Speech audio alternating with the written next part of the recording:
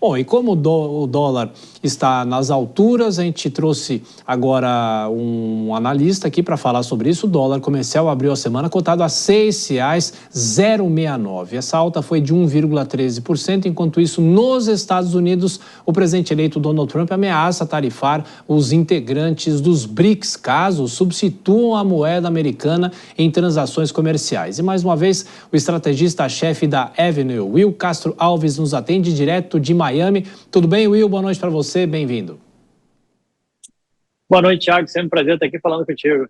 Eu ia perguntar para você, mesmo à distância, acompanhando essa situação do dólar aqui no Brasil, não é muito verdade, porque você trabalha aí com o dólar e com os brasileiros, né? Como é que é o mau humor do investidor aí nos Estados Unidos e dos brasileiros aqui que tem a moeda americana aí nos Estados Unidos, Will? Pois é, Thiago, o dólar eu estou nas alturas aqui, né? O dólar está nas máximas históricas e não é por acaso, né? Existe um desconforto em relação à situação fiscal brasileira e fica muito claro que o governo atual, apesar de buscar medidas de controle de gastos, ele continua refutando aquilo que é o termômetro, né?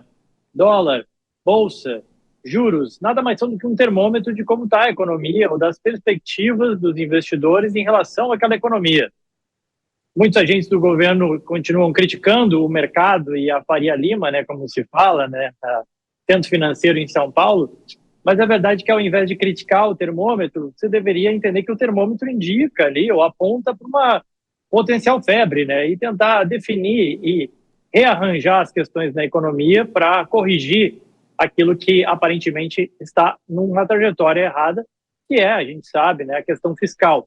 Tem sido o principal componente de alta do dólar, não só de agora, desde abril. Se você for olhar lá o gráfico do dólar, né, ver quando que ele começa a subir, dá uma olhada lá que em abril de 2024 ele começa a subir, muito diferente daquilo que a gente tem visto aqui no mercado internacional. O dólar começou a se valorizar no ano aí ao final de setembro, outubro.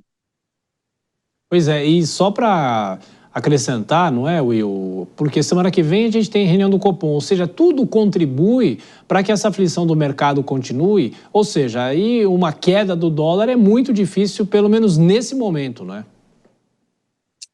Exato, parece um pouco esticado, parece um pouco exagerado. De novo, a situação, até como o Galípolo estava comentando, né, a situação econômica brasileira, a gente não está vivendo um certo caos, não é isso. A gente está tendo crescimento econômico, desemprego reduzindo. O problema é que quando você olha à frente, essa perspectiva de gasto fiscal, a gente está gastando, o governo está gastando, o equivalente àquilo que foi gasto durante a pandemia sem a gente ter uma pandemia. É o auge do seguro-desemprego, nunca se gastou tanto com seguro-desemprego no Brasil, mesmo com uma taxa de desemprego baixa comparativamente aos momentos que a gente já viveu. Então tem alguma coisa errada, tem alguma coisa que precisa ser corrigida. E enquanto não é corrigida, o dólar vai refletindo isso, esse termômetro dessa incerteza e insegurança dos agentes, tanto internacionais como também locais em relação à economia brasileira, vai sendo colocado no dólar. E este é o ponto principal, e por isso que você perguntou no início, né, como é que os investidores estão. É engraçado que muitos acabam entendendo essa necessidade ainda maior, que sempre existiu quando o dólar estava 5 a 5,50, mas muitos parece que acordam quando o dólar bate 6 e pensam, poxa, eu deveria ter investido em dólar, né? Mas o que eu digo para eles é que ainda dá tempo. Eu lembro que quem comprou dólar pagando 5 achava caro, quem comprou dólar pagando 5,50 achava caro, né? E hoje talvez não pareça tão caro assim com o dólar batendo 6. Ô Will, e essa ameaça do futuro presidente dos Estados Unidos, Donald Trump, de taxar os países que fazem parte dos BRICS, porque são questões muito amplas, né? Porque você tem essa ameaça, né, que ele faz. Só que o próprio país, os Estados Unidos, podem sofrer consequências com isso, né? Porque os Estados Unidos precisam continuar comprando. Se ele começar a taxar, aí a venda para os Estados Unidos fica mais difícil. Qual a leitura que os analistas estão fazendo dessa ameaça? Se é só uma retórica ou se isso na prática pode se concretizar? Parece muito o estilo Trump, né, de governar, de negociar, de usar muito essa retórica abrupta e que realmente gera margem para muita especulação.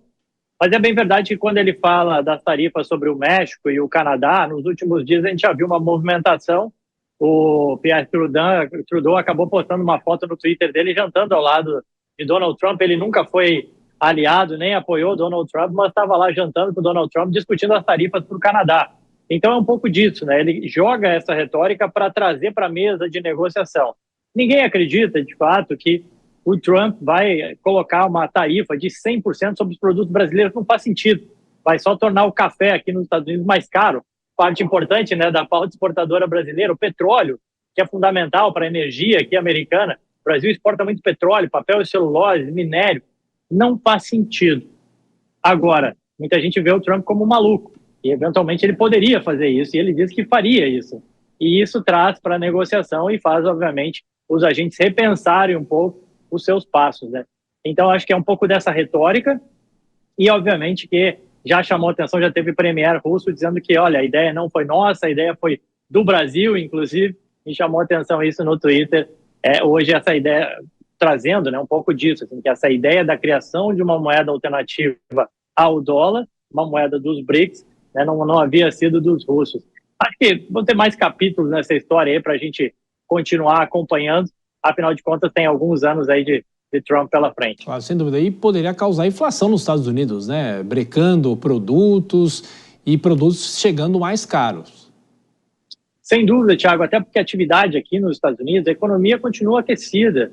Saiu uma atualização, o Fed de Atlanta, né, um banco central específico do distrito de Atlanta, ele calcula qual que seria o PIB americano projetado para esse quarto trimestre e projeta crescimento de mais de 3%. A economia americana segue firme, segue forte, o dólar se valorizou, então tudo isso pode eventualmente gerar uma inflação aqui se de fato Trump executar algumas das suas políticas de tarifa.